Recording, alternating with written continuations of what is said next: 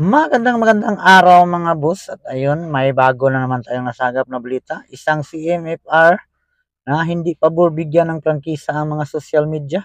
Ayun na nga, sinuplak na niya si Barbers sa mga batas na naisipan niyang hindi para sa kanya ay hindi daw tama.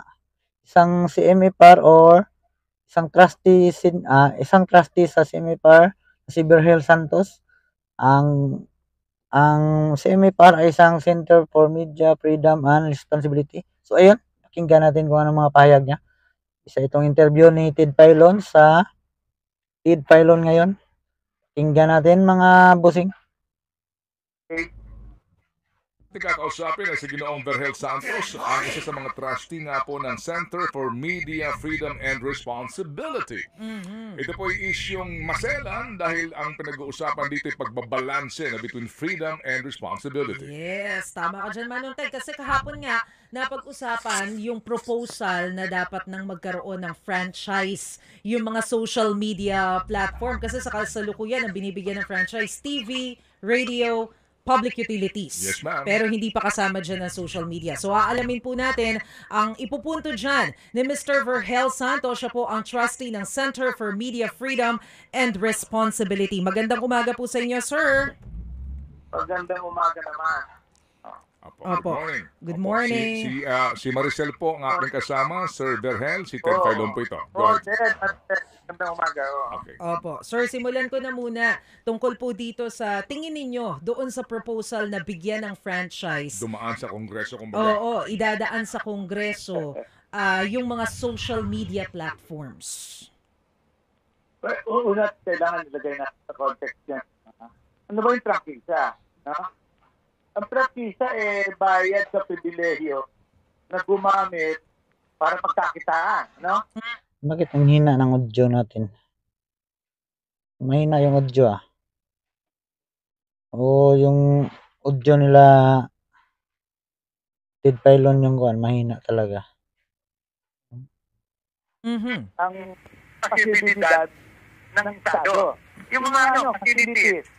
Pasilidad ng mga Estado. Alcada, tulay, waterway, port, airport, airspace, power grid, at sa media, yung tinatawag nating grupsan.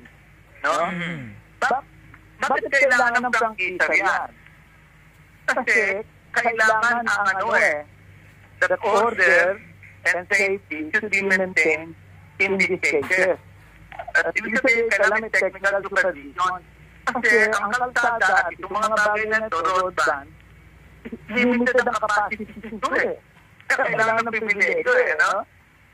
Ang gusto nitong Kongreso, pati yung social media na nag-ooperate sa cyberspace, bigyan din ng prangkisa. Wala namang nagme-may-ari sa cyberspace. At wala kang ano yan walang limitless ang capacity niyan no?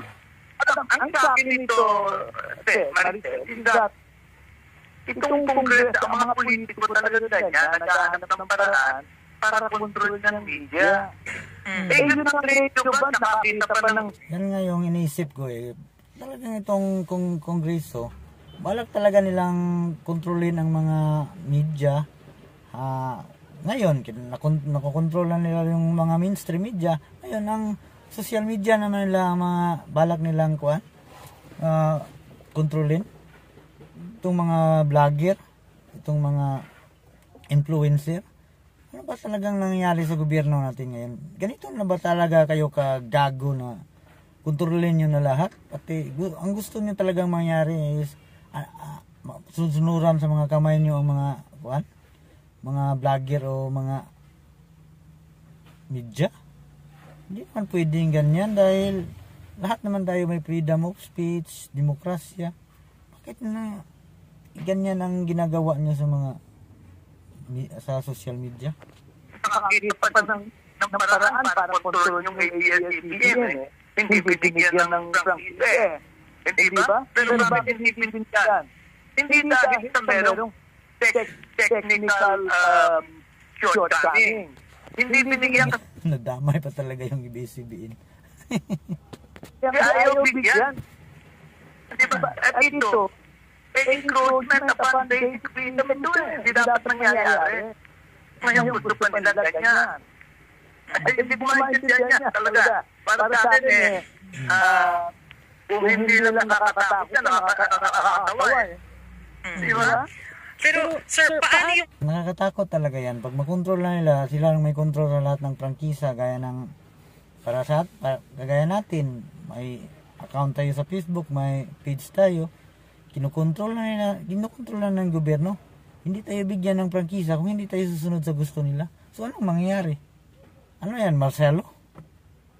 Parang Marcelo na ang nangyari. Yan ang talaga ang iniisip ko. Wala talaga, ang layo talaga. So, yung argument nila na sinasabi nila na kasi dapat magkaroon ng prangkisa dahil sa ngayon ang nakikita natin na kumikita yung mismong platform lamang at yung creator o yung mga content creators ng mga social media platform. Pero ang gobyerno hindi naman nakakakuha ng buwis mula dito sa mga ipinapalabas na to. Hindi problema ng prangkisa yan. Problema ng PR. Diba? Tapos nyo sa PR, maghanap kayo ng arrangement na para makita ninyo kung sino nakakalusot na hindi nagbabayad ng buwis. Problema ng PR. Inaagawan talaga nila ng trabaho ang gaya ng sa kuwa. Inaagawan nila ng trabaho ang kuwa. Ngayon, BIR na naman yung inaagawan nila ng trabaho. Ibang klase talaga tong kamara na to. Mga congressman na to. Problema na nagpapabuwis.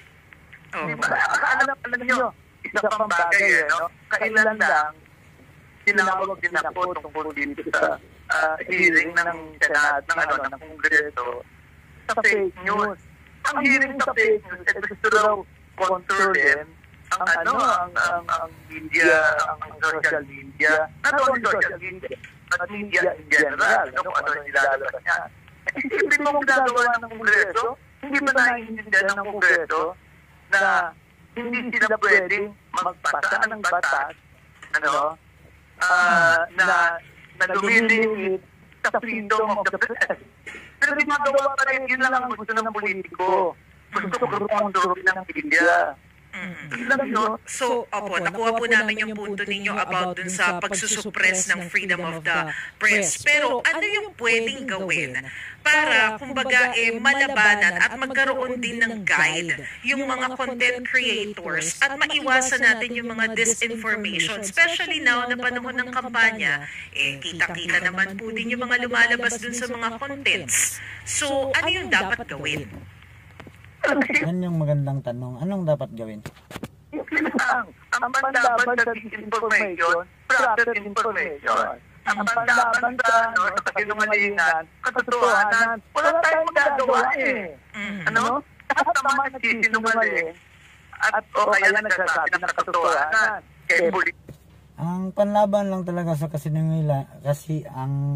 kasinungalingan is yung katotohanan. Hindi mahirap bang intindihin yun? Kung may kasinungalingan kang narinig, dapat may nagbabalita rin ng katotohanan. Hindi yung langan namang politiko ka, media ka, ano pa man. Kaya kung ang punto ng freedom of expression at press freedom, hindi naman dahil kaya pag may press freedom ka, sigurado na lahat ng maririnig mo katotohanan eh. Hindi yun. Merong press freedom, merong freedom of expression. Hindi yun. Ganon yun. Para lahat, maririnig mo. At para ikaw maintindihan mo kung ano ba ang tama ito at mali. So walang garantiya. Walang garantiya. So walang ang kataban lang, mga garantiya yun. Pagka naglagay dun sa isa. Pero still, sir, paano natin makukuha yung accountability ng mga nagpapakalat ng disinformation and fake news sa social media? Kasi dali nyo sa korte. Hanapin nyo yung mga gagong yan. Yun na nga yun. Kung may nagpapakalat ng fake news, may batas naman tayong gaya ng cyber libel, ikasuhan nyo, hanapin nyo. Ganun lang kasimple, di ba? Bakit pa kailangan natin pang mag-hearing, ipapatawag pa yung mga dilis vlogger? Halos didis vlogger lang naman yung pinag-initan. Yan nga simple oh. Tingnan mo yung sagot ni Virgil Santos. Yan nga simple, hanapin nyo. Kasuhan nyo. Logic. Hanapin niyo yung mga gagong yan, dalhin niyo sa korte. Ganun lang yan eh. Wala kang magagawa. May mga batas na the text, the law, the text, and all those. Wala kang magagawa eh. Ano gagawin mo? Ako-control ba kayo? Ha?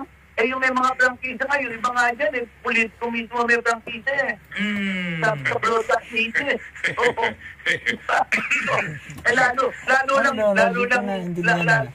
lumala eh. Anong sabi niya na balik natin. Anong sabi ni Virgil yung iba nga dyan eh. Balik natin. Eh yung may mga prangkisa ngayon, iba nga dyan eh. Pulit ko mismo may prangkisa eh. Politiko. Yung iba nga daw dyan, politiko, yung mismong may prangkisa eh. Kaya tuwang tawa tong babae na to. Yung babaeng host. Kapalit ata to ni DJ Chacha. Nag-absent ata si DJ Chacha. Bakit ba nabubulol talaga ako ngayon? Nisipon kasi ako, tapos ubo. Paos.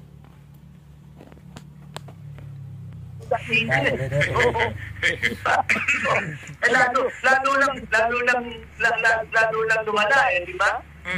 Walang pagawa dyan na walang magagawa kung nila pakialaman. They will be putting their fingers where it shouldn't be. Wala silang pakialam dyan. At we will all be better off pag hindi tayo pinakialaman ng mga yan. Virgil, kayo po inimbitahan din ng TRICOM. Sumagot po ba kayo sa imbitasyon? Kasi hindi na ako iniimbita nung una pa. Iniimbita ako eh, no? Pero ang sabi ko, ayoko pumunta dahil I did not want to come under the rules of Congress. Diba? Eh, hindi ka naman, mas mabuti magsulat na lang ako at masasabi ko yung gusto ko. Tuhin ka nun, no? At pangalawa, ang nakuha nila Tigasin talaga tong si Virgil. Itong si Santos, tigasin. Kita mo sa panilita niya. Hindi talaga siya takot na kontrahin yung yung mga congressman na nagpatawag. Mas mabuti pang araw, magsulat na lang siya kaysa pumunta sa hearing na yan. So, mga periodist tayo, diba? Mga mamamahayan na nagpunta, apparently hindi maliwanag sa kanila kung anong pinag-uusapan dito. Ang pinag-uusapan dito, kukontrolin sila. Nagpuntahan naman yung mga PR people at yung mga nagpapatakbo ng mga kandidato dahil naghahanap ng kliyente. Anong gagawin natin? Alam mo, pag grabe, real talk na talaga yung tirada ni Virgil. Real talk na. Palapang suplaka na talaga to. Mientras mo pinagbigyan yung kongreso sa mga ganyan, lalo lang tayong mapapagwara eh. Kaya hindi dapat pakialaman yan. Sabihin sa kanila, wala kayong pakialam sa amin. Kasi pag pinabayaan namin kayong makialam sa amin, ang mapipildi, yung aming pinagpipildihan. Ano yung tao? Eh, hindi naman gano'n eh. Hindi mo sabihin sa ilang tao, ka pumupunta yan. You are allowing yourself to come under the potential control, not outright control of government. Opo. Virgil, ano po ang inyong kaisipan doon po sa mga paglalabas ng subpoena testificandum sa mga hindi nasipot sa kanilang imbitasyon at yung pong sinasabi na possible contempt, no? Ibig sabihin daw po, pwede silang ipa-aresto. Hindi totoo yun. Wala yun. That will not was in court. Hindi totoo yun. Bakit kailangan ako lumitaw sa kanila? Bawa ako, pinimpita ko, ayoko. Anong pakialam nila? Hindi ba? Anong sasabihin nila sa pentado? Ayoko sumunod sa kanila? In the first day, dapat i-establish kung dapat ako sumunod sa kanila. Ano? And we are here talking about freedom of the press. Ha? At ang ginagawa nitong Kongreso, hindi ba kaya nag-iimbestiga yan in aid of legislation? Wala namang legislation magagawa yan because the Constitution provides that no law shall be passed infringing upon the freedom of the press. Di ba? O di walang magagawa. Anong pinagagawa nito? Di walang wawa, di ba? Opo. Ewan ko, Sir Maricel, malabo ba yun? Hindi ba? Hindi ko maintindihan kung bakit Sige hindi po. makita YouTube. Opo, sige. So, yung ating pong tanong kanina ni Maricel po, Kaverhel, na basically ang main point dito ay yung paano mo masasawata, mapipigilan yung pagpapakalat ng fake news kasi sila mismo din binabakbakan, di ba, ng kung ano-anong informasyon ang iba nga daw po ay gawa-gawa lamang. So ano ang inyong payo sa mga kongresista na sasaktan dito po sa mga bashing na inaabot nila or even yung kanilang claim na may mga nagpapakalat ng fake news laban sa kanila? Alam mo, yung mga claim ng mga congressman na bashing, yung mga pakalat ng fake news, patunayan nila na hindi totoo. Hindi yung basta-basta lang nilang sasabing fake news. Hindi pa nga nila nakuha yung kung anong katotohanan. Bashing-bashing, natural lang na mabash ka. Dahil nasa gobyerno kay pira ng taong bayan sinasahod sa'yo. Tapos gusto mo na walang mambash sa'yo. Ang dami kayong nagbabayad ng tax na gaya ko. Siyempre may karapatan kaming usisain yung mga ginagawa nyo. 2 points. Pagka politiko ka, dapat umanda ka dyan. Kasi fair game politiko ka meron kang poder In fact, meron ka rin poder para sumama sa media, sa media, meron ka sariling media operation di ba? Yun lahat na yan, meron Una yun, yung fair game. Yung ibang mga politiko, may mga alaga yung mga media, influencer, mga vlogger, may alaga nga sila. Tapos papakialaman nila yung iba. Sa'yo. Pangalawa, may mga batas. Hanapin ninyo kung sino nagpapakalat. Yun nga. Dalhin nyo sa korte. Tama. Yun lang. Let them answer to the law. Simple lang Ang ginagawa, kinukumpling ka para makakita ng paraan para tayo supilin. Ganun lang naman yan Opo. Sige. So, As simple as that, logic. Ginagawa nila yan para tayo tugisin, parang martial law. Ayun na nga, yun na nga yung ibig sabihin ni Santos. Para tayo tugisin, yun lang. Ganun lang kasimple. Kaverhel, kung mamarapatin nyo, baka lang pwede kayo sumagot dito po ito naman ay outside na po dito po sa Center for Freedom Media Responsibility ninyo na TASCA. Anong komento nyo dito ngayon sa impeachment complaint lamang kay VP Sara na hindi pa rin po ina-actionan ng Senado? Isa pa yan no? Hindi ko alam kung bakit malabo sa iba yan pag binasa mo yung Constitution, yung Article 11, public accountability, maliwanag na sinasabi doon pagka-impeach ng isang public officer, kailangan aktuhan agad ng Senado yan. It's right. Maliwanag yun. In fact, ang nakita ko nga na si Edo Ascuna, isa sa mga framers ng Constitution at dating Supreme Court yan. Tama ka, pag may nag-file ng impeach, talagang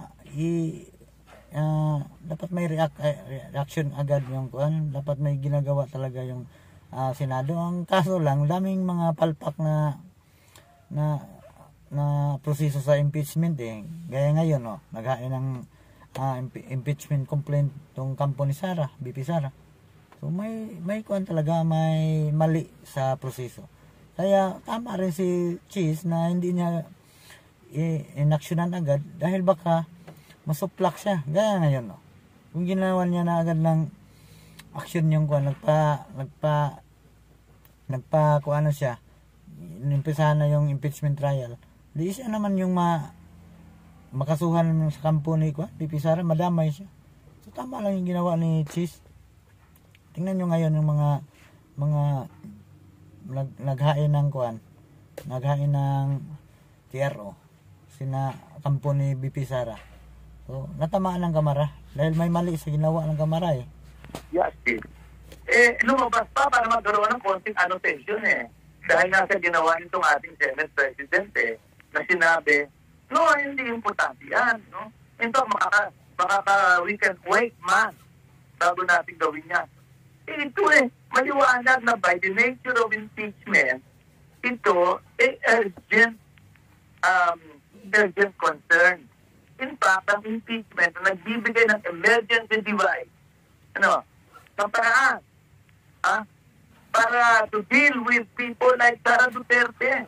Alam mo kung bakit? Kasi standing by to succeed to the highest power of the land. So kailangan, pagka nakita mo, may justifiable reason na binitray ang public trust, husgahan yan. Hindi pwedeng hindi. Pero ayaw ni Isis Tudel. Ewan ko kung bakit, Sa akin, maliwanag yun Isang tingin mo lang doon sa konstitusyon. Ang pinag-uusapan dito, constituent power. Tawag nga ng constituent power. Hindi legislative power. Walang legislation dito. Bakit hindi? At alam mo, nagkakagulo nga dahil ang ginagawa natin ayaw natin i-try. In the meantime, nagkakaroon ngayon ng oportunidad yung Sara Duterte camp na kung ano-ano ang pinalalabas. Sa impeachment trial, hindi po pwede yan. Kasi yung proceedings ngayon ruled by the rigors of prescribed procedures. May procedure Pagkatapos, open trial yan, nakikita ng madla. Parang Quadcom. Diba? So, hindi maaari, hindi makita ng tao kung anong nangyayari. Pero yung labas ka lang ng labas ng kung ano-ano dyan na propaganda, hindi makikita ng tao yan. Opo. Ito, wala pa nga sa Supreme Court, di ba? Pero dapat wala na yun, dapat nag-try na agad Caberhel, panahon ng eleksyon campaign period para doon sa 7 re-electionista. At, yun daw po ang isa sa mga dahilan. Wala sa batas yun. Nakalagay pa sa batas. Pagka may eleksyon, huwag kayong magtatayan. Diba? Bakit wala doon? Gusto ko makita yun. Pagka panahon ng eleksyon, at ganito ang haba ng eleksyon, huwag kayong magtatrayan. Wala akong nakita na may nakita ba kayo noon? Hindi ko maintindihan Kaya, baka siguro takot yung mga senador na matalo dahil alam nilang lakas ng mga Duterte Pag umaksyon sila, siguradong hindi talaga ibubuto ng mga DDS yan. Ang daming mga taga-DDS halos tingnan nyo mga kandidato, mga rally, tingnan nyo mga reaksyon sa rally ng Bagoong Pilipinas at saka PDP. Di ba? Doon mo makita talaga ang gano'ng kalakas ang PDP, yung kampo ng Duterte. Kaya ang mga senador takot. ang sa akin tinocomplicate At bakit tinocomplicate? Katet, Maricel, bakit tinocomplicate? Motibo na yan. We can start going into motive. Ibig sabihin, may sumusuportahan at mayroong hindi. Tatlo ang sinusuportahan niya. Ano po yun? Sa tao, yung kandidato, o sarili nila. No? Yung sarili nila.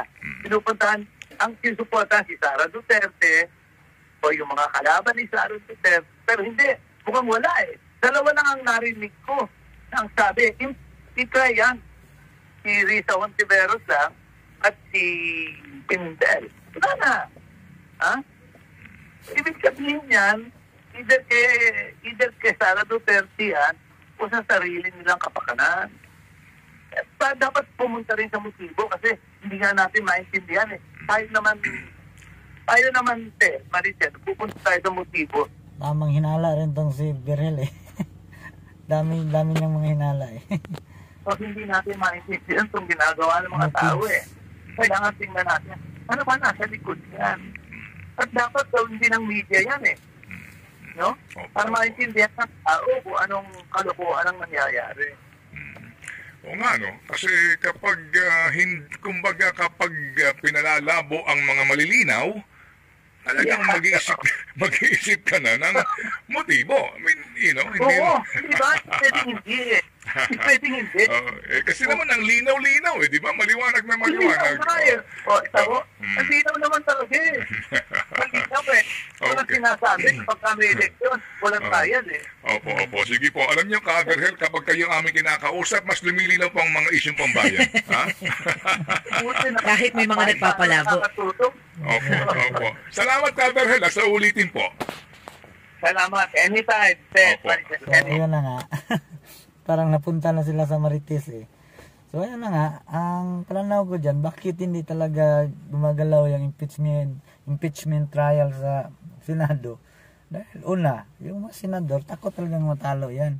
Tingnan mo pagkatapos ng eleksyon, kung sinong manalong senador, tapos hindi pa yan wala si Romualdez, tuloy yan. Sabi nga ni tuloy talaga yan.